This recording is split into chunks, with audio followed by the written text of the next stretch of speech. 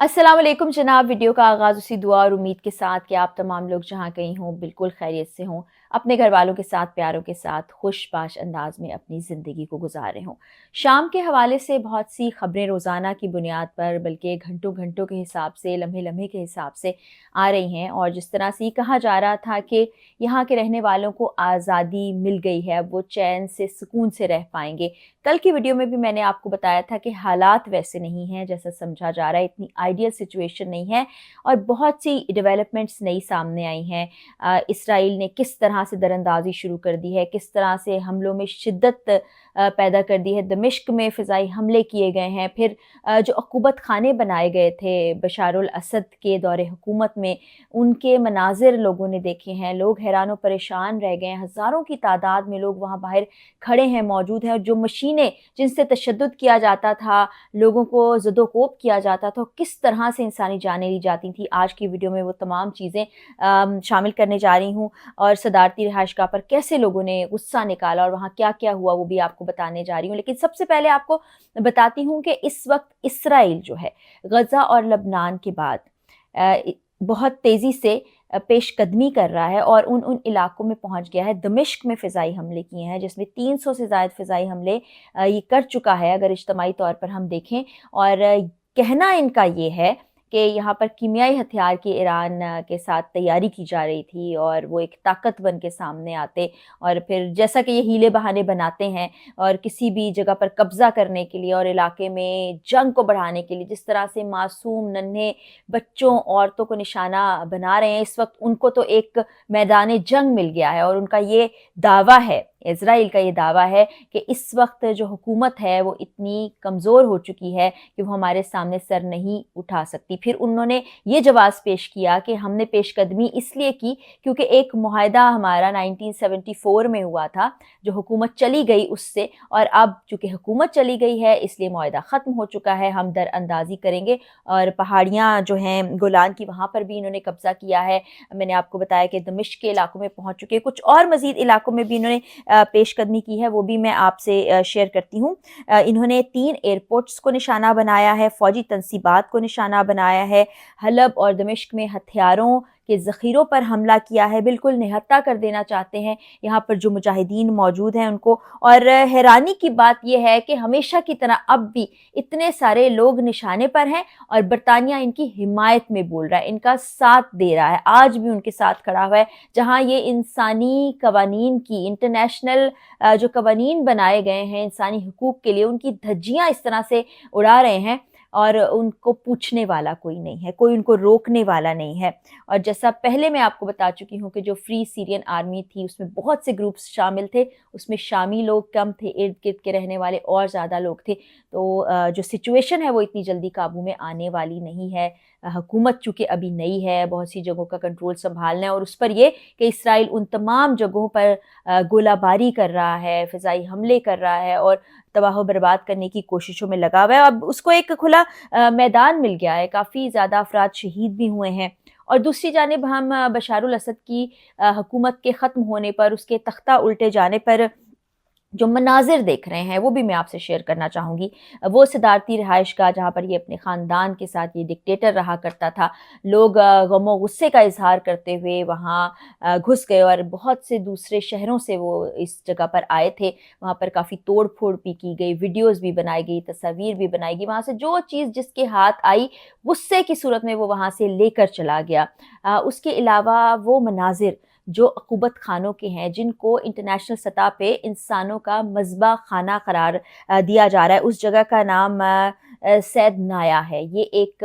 Jail है, ये दरअसल एक अक़ूबत खाना था जहाँ पर बहुत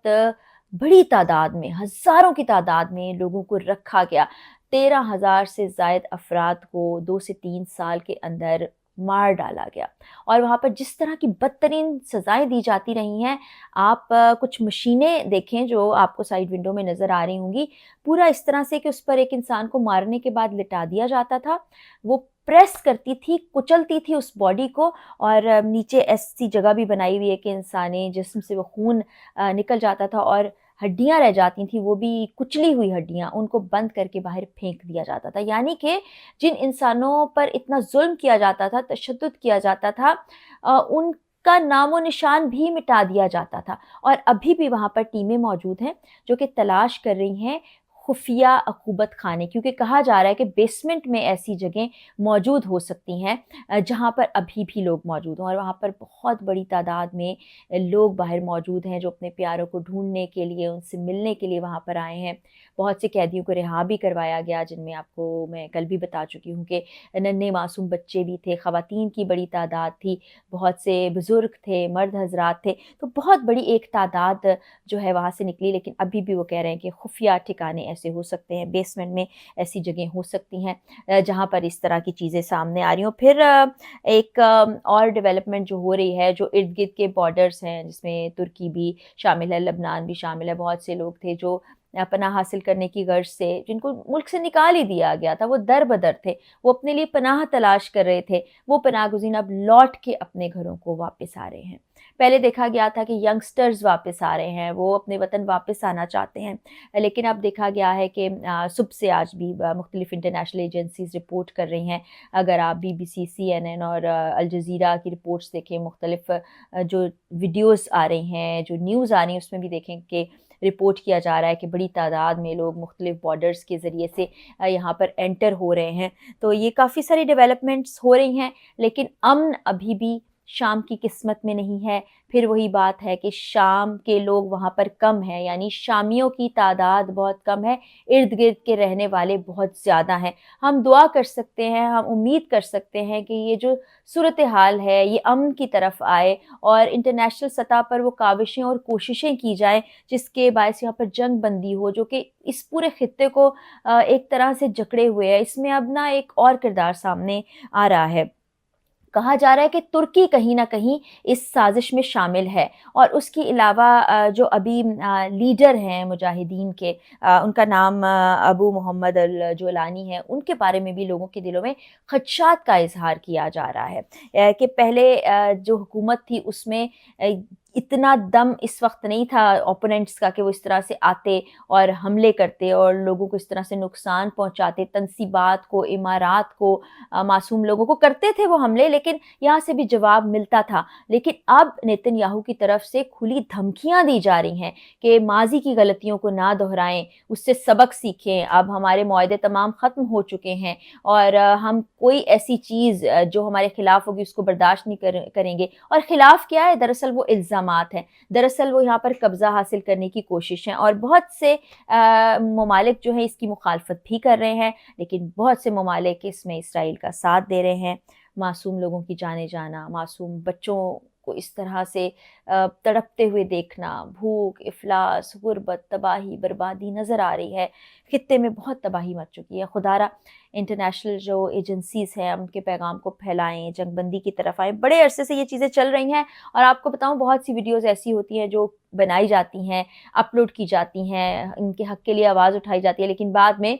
प्लेटफ़ॉर्म की तरफ से उस वीडियो को डिलीट कर दिया जाता है। इससे पहले भी ऐसा हो चुका है। उम्मीद है कि ये वीडियो मौजूद रहे, लोगों तक पहुँचे, और शाम की सूरत-ए-हाल आपको बताई है, जो कुछ वहाँ होता रहा वो बताया, और अब सूरत-ए-हाल अभी कंट्रोल में आती नज़र नहीं आ रही, मज़ीद बिगड़ रही है। अगली अपडेट्स क्या आती हैं उनसे भी आपको आगाह करूँगी। अब की वीडियो में इतना ही, इजाज़त दीजिए। अल्लाह हाफ़िज़।